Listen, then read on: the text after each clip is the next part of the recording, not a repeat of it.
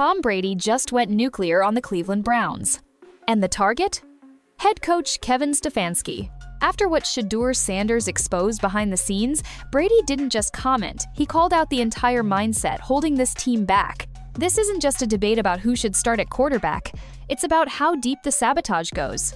Because while the Browns keep defending why Shedeur isn't playing, fans are watching him throw warm-up passes on the sideline, while the team insists he's too injured to compete. And now?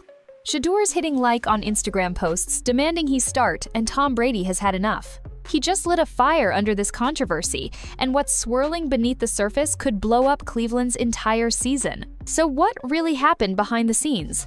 Why is a first-round quarterback being benched with a mysterious injury no one believes? And how did an NFL legend get dragged into the chaos? Let's get into it. Let's start with the part that has everyone scratching their heads. Shadur Sanders is officially listed with a back injury, the kind that's supposedly keeping him off the field, not fit to even suit up as the backup quarterback. And yet, he's been seen before every game throwing full-motion warm-up passes on the sideline. No limp, no pain, no restrictions, just slinging the ball like he's ready to start right now. Players close to the team have already said what fans are thinking. Ain't nothing wrong with him. So, what's actually going on here? Before going further, if you're enjoying this video, don't forget to smash that subscribe button. It really helps us keep bringing you the content you love. This isn't about injury. This is about optics. Because if the Browns admit Shedeur is healthy enough to play and still choose not to, then the spotlight hits the coaching staff right where it hurts. So instead, they play this game behind the scenes. Call it minor tightness. Say they're evaluating his recovery.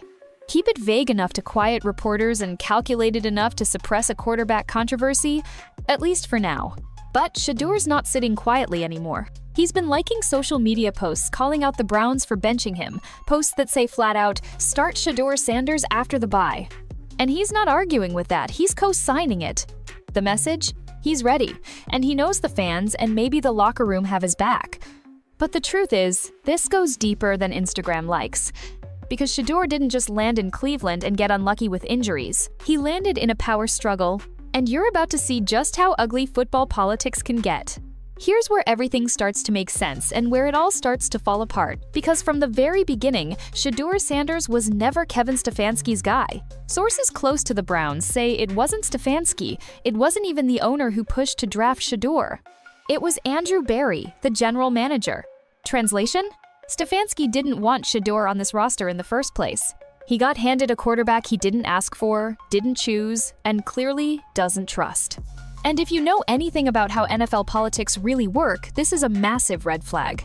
Coaches, especially ones on thin ice, hate being told who to play, because if a player they didn't want suddenly balls out, it makes them look bad for overlooking him in the first place. So what do? Simple, they shelf him. They slow play reps in practice. They feed vague info to the media. And worst of all, they hide behind injuries that may or may not even exist. Because if Shadur Sanders gets put in and actually performs, Kevin Stefanski loses every ounce of control over that locker room. Suddenly, it's not his team anymore. It's Andrew Berry's. It's the fanslash. It's Tom Brady's team if that man keeps putting pressure on national television. The last thing a fragile head coach wants is to be exposed for making the wrong call, especially when your job is already hanging by a thread. And make no mistake, Stefanski knows what's on the line. He's not just fighting for games, he's fighting for his reputation and his paycheck. That's why every time he gets asked about Shedeur, he gives the same robotic answer. Our focus is on where we are right now. Translation? I'm not giving this kid a chance, because if he wins, I lose. The Browns drafted Shadur Sanders to be the future, and Stefanski is painting him as a maybe someday project, while starting a quarterback who can't push the ball more than 10 yards downfield. But here's the thing, numbers don't lie. In fact, they're about to punch Dylan Gabriel's case right in the mouth. Now let's talk about the guy Kevin Stefanski is playing Dylan Gabriel. Because if you're going to bench your first-round pick, if you're going to stall his development, fake an injury, and stick with your preferred option, that player better be balling out. Problem is, Dylan Gabriel isn't even close. The dude is 1-3 as a starter. And no, it's not just the record, it's how he plays. Let's start with completion percentage. Camp, 55%. Games? 58%, 56%, 72%, his best, and 60%. Solid? Maybe. Special? Not even close. But here's the biggest red flag. He will not push the ball downfield. He's dinking and dunking on every possession, turning an NFL offense into a backyard checkdown fest. And the coaching staff? They're not even disguising it anymore. They're calling ultra-conservative plays just to hide his limitations. You know what that tells you? They don't trust him. Not as a thrower, not as a decision maker, and definitely not as a long-term solution. They're protecting Gabriel, but in doing so, they're limiting the entire offense. You can't stretch the field, you can't attack corners, you can't get the safeties out of the box. And here's the wild part, this team has weapons. Amari Cooper, Jerry Jeudy, explosive receivers who specialize in big plays. But when your QB won't throw more than 10 yards, those guys might as well be running routes in the parking lot. And the most damning part? We've seen Dylan Gabriel push the ball downfield before. In the preseason, he was slinging it. Deep outs, corner shots, post patterns, he looked aggressive. But now he's playing scared. Or worse, he's being coached to play scared. Safe throws. Short yardage. Zero risk. Why?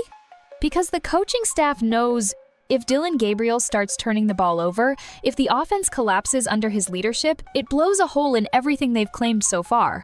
So instead of growing their offense, they're shrinking it, just to protect their fragile narrative. Meanwhile, Shadur Sanders is standing on the sideline with an NFL arm, leadership instincts, and the resume to back it all up. If you're watching this game with open eyes, there's no debate. One guy gives you a chance to compete. The other guy is one loss away from collapsing the locker room. And apparently, Tom Brady sees it too, because what he said about young quarterbacks in today's NFL fits this exact situation like a glove. Tom Brady has been loud about this. Week after week on national broadcasts, on interviews, in his breakdowns, he's been hammering one message home. You can't build a franchise quarterback from the bench. You have to throw them into the fire. Let them make mistakes. Let them learn by actually playing. Because the experience, the speed of the game, the pressure, the decision-making, you can't replicate any of that with a clipboard in your hand on the sideline. And that's not just opinion. That's how Tom Brady himself became Tom Brady. Remember, he wasn't a top pick. He wasn't handpicked by the coaching staff. He waited, but the minute he got an opportunity, he took over. And the Patriots? They didn't overthink it. They didn't hesitate. They didn't say, let's keep developing this kid for another 10 weeks while our starter falls apart. Nope, they played the guy who gave them the best chance to win. And Brady turned that chance into the greatest career the league has ever seen. Fast forward to today, and he sees this situation in Cleveland. He sees a talented quarterback, Shadur Sanders, a first-round pick sidelined with a suspicious injury, while an ineffective rookie is being protected like fine china. Brady's not just confused, he's livid. Because this is exactly what happens when ego and politics get in the way of performance. Shadur has the tools. You can see it in the tape. Arm talent, poise, mobility, mental toughness he's built for the big stage. That's exactly what Brady talks about in his post-retirement football analysis. Intangibles matched with reps equals greatness. But what's going on in Cleveland? It's the opposite of everything Brady stands for. Instead of giving your young quarterback game reps, you bury him. Instead of leaning into his upside, you protect him with made-up setbacks. Instead of preparing him to carry the franchise, you sidetrack him to protect your job security. Brady's entire career says, let young talent cook. But Kevin Stefanski? He's trying to keep the kitchen locked until it's safe for him. Here's the issue. The fans see it. The media sees it. The locker room sees it. The GOAT sees it. And coaching decisions that go directly against Tom Brady-level wisdom don't stay quiet for long. Because what's happening right now in Cleveland? It's not just bad quarterback development, it's sabotage. This is more than bad coaching. This is calculated sabotage, unfolding in real time, a playbook older than the NFL itself. Think about it. Shadur Sanders checks every box Cleveland needs right now. NFL arm, big game experience, poise under pressure, locker room buzz, and yet he hasn't played a single snap. Why? Because if Shedeur hits the field and starts lighting it up, who looks like the fool for not starting him sooner? Kevin Stefanski. That's the whole problem. This has never been about whether Shedeur is ready. It's about a coach who's desperately trying to protect his own narrative. And this is where the conspiracy becomes crystal clear. NFL insiders, former players, they've all seen this play out before. A first-round pick doesn't fit the coach's plan, so instead of competing for the job, he gets quietly sidelined. A phantom back injury appears. Vague responses in pressers. Zero accountability. And what do they tell the media? Shedur's not ready. We like what Dylan brings. We're evaluating week to week. Translation? We're going to bury Sanders as long as we can and hope no one notices. But people are noticing. And not just fans. Shadur himself sees what's being done. He's liking posts that say, "Start me after the bye." He's saying all the right things publicly, but his nonverbal moves speak louder than any interview ever will. You think Brady didn't notice that? You think players in the locker room haven't noticed the shift? Let's be real, NFL vets are just as slick as the front office. They know when something doesn't add up. Why is a perfectly healthy quarterback listed as injured but throwing 20-yard lasers in warm-ups? Why is Bailey Zappe, who wasn't even supposed to be part of this conversation, getting the QB2 slot over your first-round investment? That's not coaching. That's covering tracks. And it's not working, because whether they admit it or not, this isn't about game plans anymore. This is about saving face and saving jobs. But here's the problem with protecting your ego instead of your team. The locker room? They're smelling the sabotage too. If you think this controversy is staying between the coaching staff and the quarterback room, think again, because the locker room is watching this unfold and the tension inside that building is reaching dangerous levels. Let's talk about two names, Myles Garrett and Denzel Ward. These are not just Pro Bowlers. These are vocal leaders, captains, veterans, war-tested dudes who've shouldered this franchise through chaos for years. And lately, their body language says everything. Myles Garrett was caught on camera looking visibly disgusted on the sideline after yet another lifeless offensive series. Denzel Ward? Silent, distant, ice-cold after the game. No tap-ups, no hype, just fed up. And you can't blame them. This defense is one of the best in the league. They're out here dragging the team through games while the offense looks like it's stuck in quicksand. Game after game, the defense forces turnovers, limits powerhouses to field goals, and then sits helpless as the offense punts the ball 3 plays later.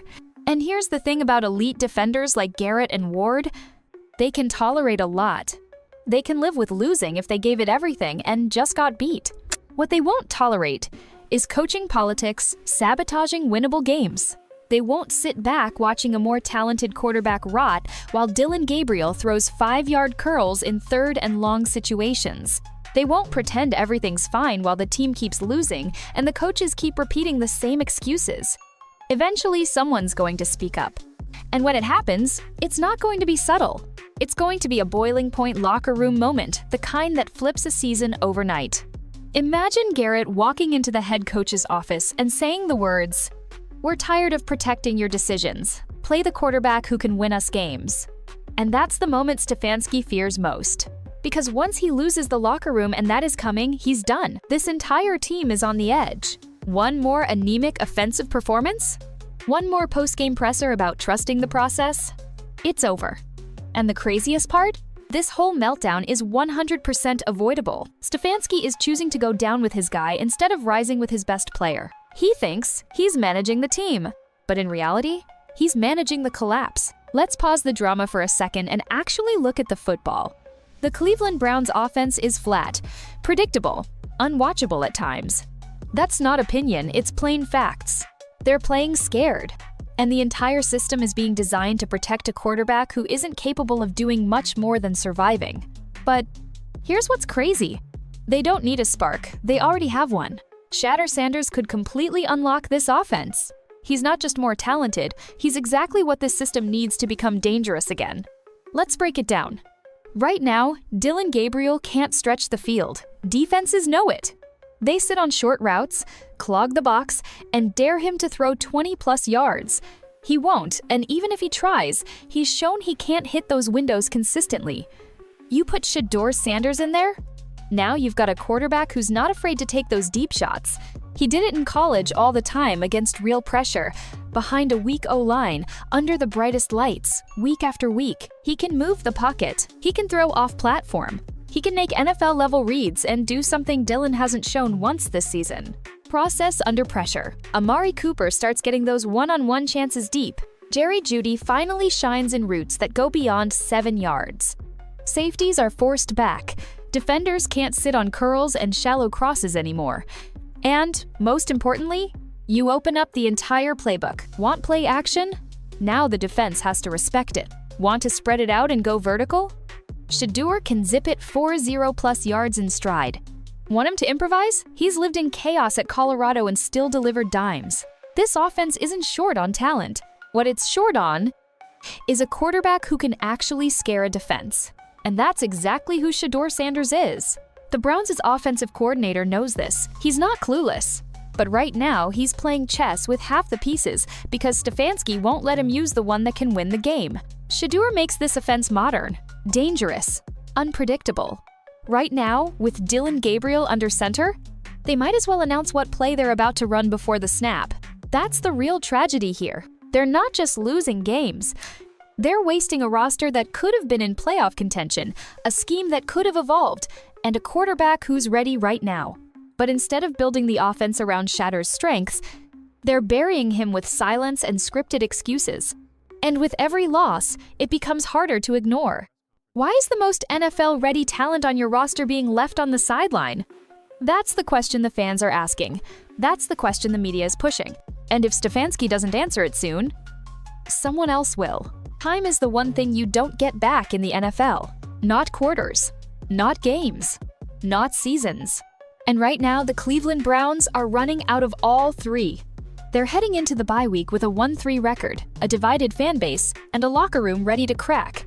Meanwhile, they're sitting on a first-round quarterback with everything to gain. And absolutely no leash. Let's be clear about something. Even if the plan was to bring Shedeur along slowly, that timeline expired the moment Dylan Gabriel lost his second game. By the third loss, it was malpractice. By the fourth, it's sabotage. Because the more snaps Gabriel takes, the more Cleveland wastes precious development time for the guy who's actually built to lead this team long-term. And this isn't college. You don't get 5 years to ease into it. The NFL moves fast. Contracts end. Rookies become free agents. Coaching staffs get fired. And windows to build a championship core? They slam shut overnight. So let me ask you this. If you're already losing, if your quarterback is struggling to move the ball, if your coach is backed into a corner, what possible excuse is left not to start the kid you invested your future in? Worst case? He struggles, but at least he's growing, getting live reps, seeing real defenses. By the time next season rolls around, he's battle-tested. Best case? He wins. He clicks. He proves them all wrong. Either way, you're gaining intel, building confidence, and finally answering the question that's been haunting this team since draft day. Is Shadur Sanders the franchise? But right now, Kevin Stefanski isn't interested in answers. He's interested in control. He's drawing out this charade, one injury update at a time, kicking the can down the road until he either runs out of excuses or out of games. And what happens if they keep Gabriel for another 3 weeks and go 1-6, 2-7? Not only is the season dead, but you've also robbed Shadur of the chance to develop, wasted your fans' patience, thrown your weapons under the bus, and let the locker room spiral into resentment. They're burning daylight. They're wasting talent. They're handing away winnable games all because one man won't admit he was wrong. That's not football. That's self-preservation, disguised as strategy. And you know who's been watching this unfold like a hawk? Tom Brady, the same guy whose career exploded after one coach took a chance. The same guy who's been begging teams to let young quarterbacks fail and grow because it's the fastest only path to greatness. And if Brady were in the Cleveland film room today, he'd say the same thing fans and players are already shouting from the rooftops. You've got your quarterback now, quit stalling and play him. Here's the setup. The Browns go into the bye week. Tensions are sky high. Fans are furious. The media is circling. The locker room is boiling over. And who's waiting for them after the break? The New York Jets, a defense that will eat a fragile game manager alive. If Dylan Gabriel starts that game, and the Browns lay another egg, it's over. Not just the season, the silence, the patience, the excuses. At that point, the media tsunami hits. Fans will be chanting Shedur's name in the stadium. Players will start leaking frustration behind the scenes. Team captains guys like Myles Garrett or Denzel Ward will speak up publicly. And that's when Stefanski's hand gets forced. We need to see what Shadur can do. We need to shake things up. We just want to win, and that hasn't been happening. And once that pressure goes public, there's no turning back. Because every decision from that point forward is under the microscope. The front office? They have to get involved. Andrew Berry drafted Shedeur for a reason. If he doesn't get played now, the Browns are lighting a first-round pick on fire.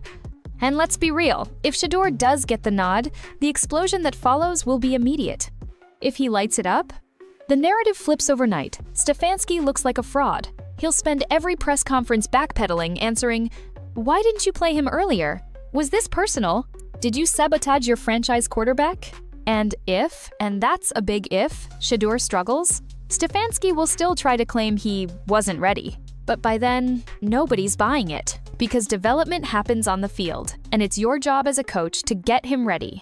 This isn't just a quarterback controversy anymore.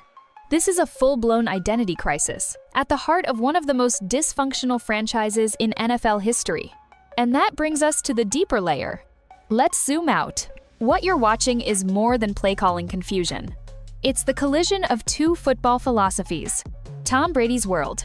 Best player plays. Ego comes second. You put your money where your mouth is and let your QB earn everything game by game. Kevin Stefanski's world. Protect your job. Play it safe. Stick with your guy even if it means losing. Brady represents the blueprint that built dynasties. That sixth-round pick who beat the odds and changed history by simply being given a chance. Stefanski? He represents what's broken in the league right now, coaches who would rather fail with their pick than win with someone else's. And when you frame it like that, it's obvious what has to happen. Because championship organizations put winning first. They don't care who made the pick. They don't care what it looks like in the press. They care about the scoreboard, and right now, Cleveland is losing. Not just in the rankings, but in vision, identity, and leadership. The Browns are standing at the edge of the cliff. On one side, same old chaos, missed opportunities, excuses.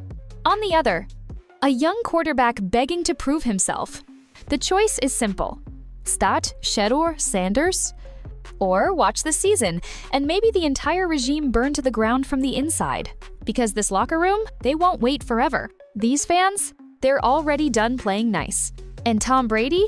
He's already watched enough film to know what's going wrong and who's making it worse. So let me ask you this. Are you Team Shedeur or Team Dylan Gabriel? Drop it in the comments. And do you think Stefanski is just protecting his ego, or is there something bigger going on behind the curtain here? Because whatever the answer is, this story isn't close to over.